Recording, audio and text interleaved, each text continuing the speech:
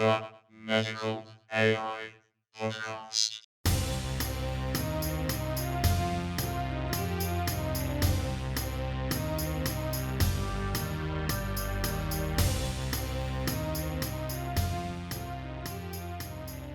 Hello, I'm Dr. Felix Beacher, and this is the Medical AI Podcast, a 30-minute thrill ride of big ideas. We talk to a range of top guests, from industry innovators to scientists to philosophers. This is brought to you by Omdia and Informatech, where I'm the head of healthcare technology. Diagnostics is the primary area for medical AI as it currently stands. But there are many types of data that could contribute to a diagnosis, and it is often hard for a clinician to integrate these different kinds of data. This means that there's lots of good data which could be wasted, and diagnosis is not as accurate as it could be.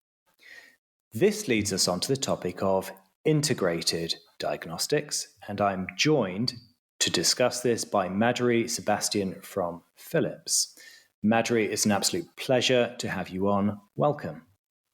Hey, Felix, thank you for having me. Really excited to be here today. Okay, so could you just introduce yourself and what you do at Philips? I lead enterprise imaging at Philips. We serve over 9,000 customers globally with our radiology and cardiology IT solutions. Now, why is diagnostic accuracy such a big issue in medicine? Misdiagnosis in the form of inaccurate, late, and delayed diagnosis is really an ongoing problem, not just in the US, but globally. If you think about just the US alone, they cost the economy billions of dollars because they are inefficiencies and errors. And we've estimated that to be as much as 750 billion US dollars each year, and you extrapolate that globally, the number is much, much more. These present an ongoing risk to the health and safety of patients, and are lowering the bar for us in terms of what we need to do with healthcare because of the inefficiency in the system and data that exists. And our mission really is, how do we bring this all together and reduce this problem with our systems that we have today out there in the world. So let's talk about integrated diagnostics. Could you just define that for us, first of all? Yeah, sure. As I mentioned, generating comprehensive insights from imaging, monitoring, lab, genomic data to really give a single view of a patient's longitudinal data is a huge opportunity if you think about what we spoke about earlier, which is how much medical misdiagnosis is happening because of lack of data or lack of information at the right time. So integrated diagnostics is then really about bringing multiple systems together to have a single view of the patient to aid in decision making as it relates to that patient and build a personalized care pathway for that patient. Now, let's compare the concept of integrated diagnostics with what we could call conventional diagnostics. How different are these two things? The conventional diagnosis involves a doctor and a patient interacting over one piece of data or one piece of information, whether it be their imaging data or it could be, separately in the lab data from a pharmacological standpoint, or it could be, some other information that the patient has had at a different health system somewhere. Integrated diagnosis is really then bringing it all together to have a single view of the patient and from multiple systems. So imaging, monitoring, their genomics data, any pathology or lab data, etc. Let's go with a couple of examples that were just embedded in what you said. So let's consider imaging. Imaging data tends to be very, very complex, and lab data tends to be very, very simple, right? It's generally just one number per lab measurement. Now, how do you integrate those two data that is so different in type? So let me give you an example. For something like lung or breast cancer, really, the cardiotoxicity of the treatment is a major issue. There's lots of papers being written today around cardio-oncology and how to really manage these patients better that are going through cancer treatment from a cardiovascular disease management standpoint. These patients are screened for cardiovascular disease before. They may be prescribed cardioprotective medications, and then you look at kind of trends over time through an echo for specific measurements like ejection fraction, etc. This is something really our cardiology IT solutions can help with echo reporting and bringing that longitudinal view of the data. Now, this patient may also then need a cardiac MRI to get a deeper look at strain. This is again something that would be done separately, and there are packages of MR that are AI enabled for systems and IT systems to come together to give a view of the patient on the cardiac MRI for a radiologist and their clinician, for example. There may be certain pathology reports needed. So back to kind of the question you were asking, which then are in a different system. If you've had your biopsy or your labs done in a different environment, and the key is then to really bring this all together to aid in the decision making of the patient. So our vision is really, we have all of these solutions that give pretty deep insights into the patient, and how do we bring it together to have an integrated diagnostics view of the patient? Okay, so in the case of an echo, that means an echocardiogram, right? Yes. So it's a type of imaging data that you get from ultrasound, and the raw imaging data is obviously very complex, right? Because you have an image, and it's not just in 2D or 3D; it's in 4 dimensions because you're gathering data over time as well, right? Very, very complex kind of data. But I guess what you're doing with that data is reducing it to something very simple like ejection fraction, which can be measured with a single number. And so it becomes comparable with, for example, lab data, the LDL levels, whatever it might be. Have I got it kind of roughly right in that case? Absolutely. And also, biopsy results, right? Looking at pathology and imaging together is another huge opportunity, especially if you think about a breast cancer patient going through their pathway and their journey. Okay, so let's just stay with this example of cardiovascular toxicity. So we've mentioned lab data, biopsy data, data from ultrasound. Are there other types of data too that are important? Could be data from a cardiac MRI to get a deeper look at the strain on the heart as the patient progresses through their care journey. And how about genomic or genetic data? Is that relevant too? That's where really AI comes in, right? And bringing this multi-omic data and looking at the genomic factors for the patient, and you could imagine that down the road there could be a dashboard and a pathway set up for this kind of a patient's prototype with patients like me, and AI then can not only automate the individual measurements in these sort of echo reports we talked about, the MR reports we talked about, looking at the biopsy data, lab data, but also create a broader search of the patient phenotype to make recommendations based on the pathway for multiple patients, like this patient that we're talking about. Okay, so you've developed a way of more accurately assessing cardiovascular toxicity. Now, what would have happened before? How would you have assessed cardiovascular toxicity before this kind of system was being developed? It would be the clinician, that is at the center, coordinating with radiology, coordinating with the ultrasound team, coordinating with different, sometimes the patient bringing in their own data, right, and putting all of this together in really coming up with that right answer. There's no systems integrated view and systems to aid them. I see. Okay, so you're saying that it was kind of subjective, right? There are not even, across the board guidelines even for this kind of thing. Is that true?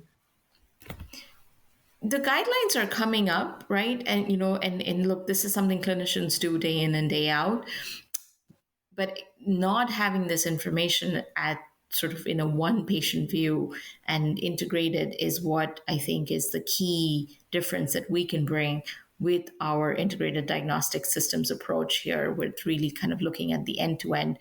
We touch so many different patients through our IT systems, and then that in turn touches so many different data pools out there.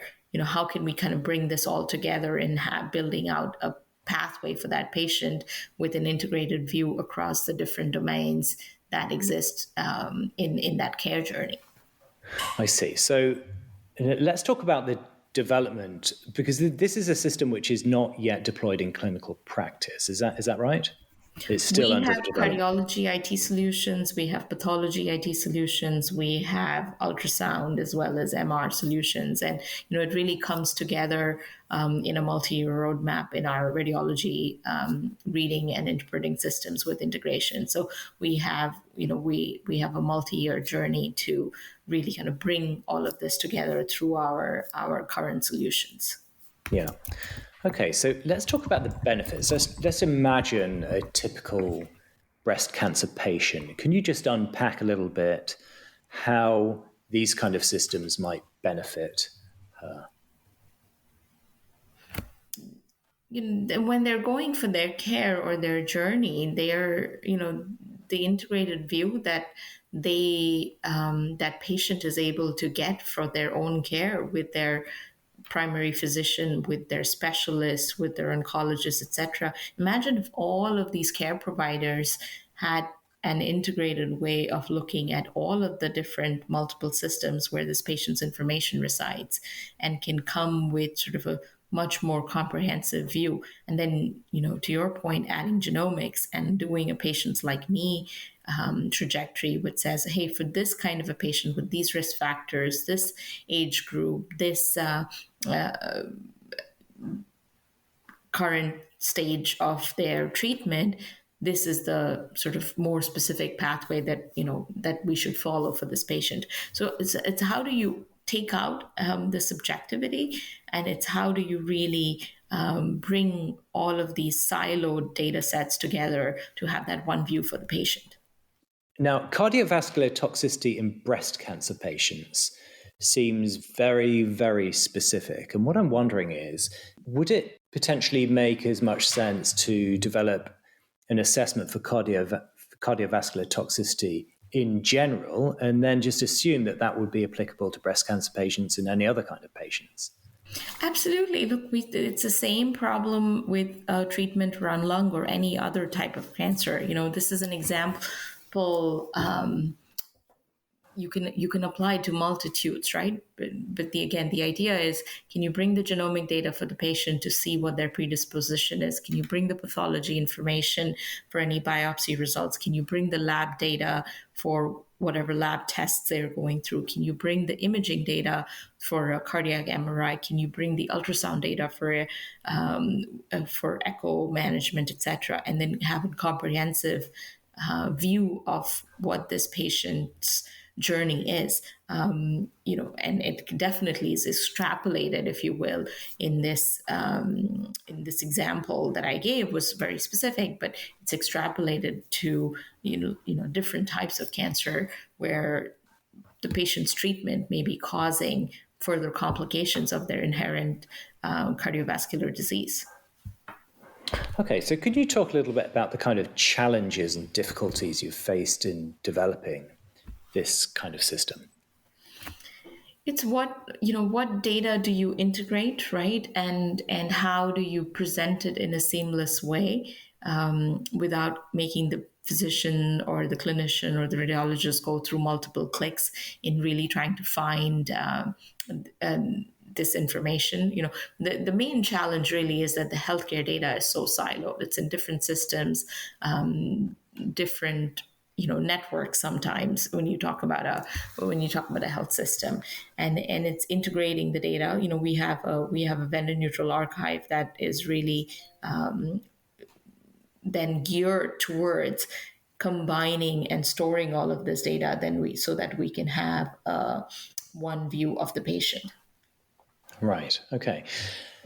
Now, AI is a big part of this system, but could you explain a little bit about why AI is needed, and why couldn't you do this with, conventional heuristics or algorithms? It's bringing the multi-omic data together. If you think about it, how can, conventional systems can only process so much amount of data. And we need this data then to be processed and then to integrate into the existing workflows. And what AI is able to do is very quickly process the data out there so that down the road, there could be a dashboard or a pathway even set up for this kind of a patient and their treatment. And AI is not then only automating the individual measurements, and making that diagnosis faster in a report, but also doing a broader search of the patient phenotype across multiple, patients, like this patient's pathway, to make recommendations. And with the power of AI is only when we're able to really harness the broader power of the data that these systems generate in their silos. So one, bringing it together; second, automating measurements; and third, really looking at the aggregate, if you will, to have more patients like me type of analysis done on individual patient pathways and care recommendations. All right, well, look, let's broaden things out a little bit and talk about the general future of medical AI. Can you unpack what you see as being the overall trends in the development of medical AI in the next, 10, 20, maybe 30 years? I think that it's this concept of big data we slightly touched on, right? In the concept of big data in medicine is not necessarily difficult to grasp. We have large volumes of medical information, and that you can look for trends or associations that are not otherwise evident in smaller data sets. So why has big data not been really leveraged? If you look at industries such as Google, Netflix, Amazon, they have really harnessed the big data to provide accurate and personalized real-time information from online searching, purchasing activities, etc. But in the healthcare world, medical records are,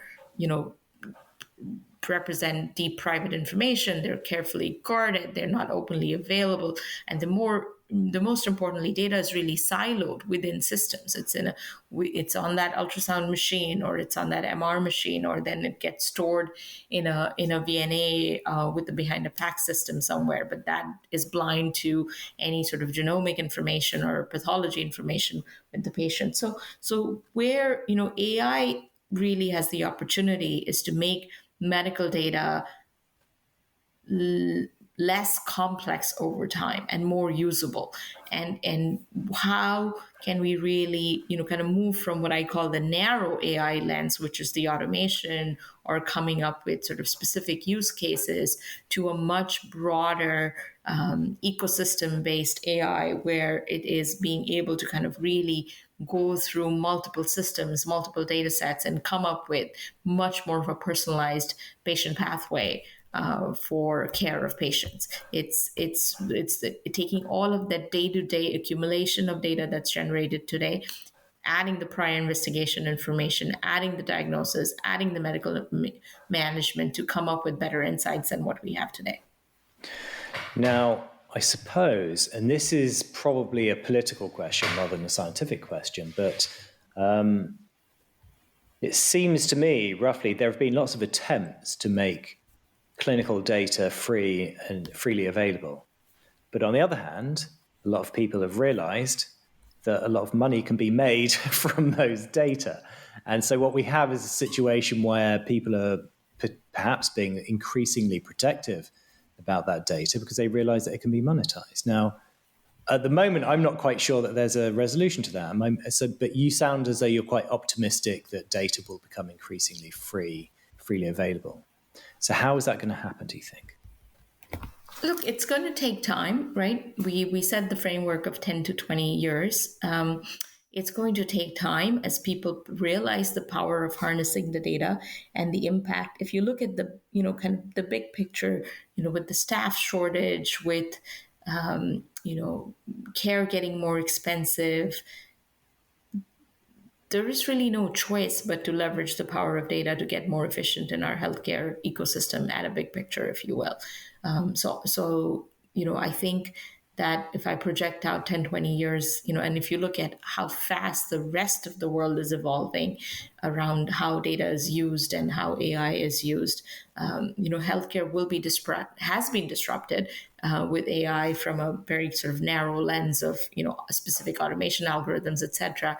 But the big data analysis and is around the corner as health systems themselves realize how much they can become more efficient and take care of their patients better by leveraging the data that they are generating themselves. Okay, so Madhuri, could you speak a little bit to the competitive environment for integrated diagnostics? What kind of companies are the main players in this area apart from Philips? There are, multiple customers and competition out there, right? We have all of the major imaging players definitely are following some pursuit of precision diagnosis. All of the major IT players in imaging as well as non-imaging IT are pursuing partnerships around, bringing imaging and pathology together. So this is while nobody's quite hit the bullseye. There are definitely players out there that are pursuing this precision diagnosis pathway.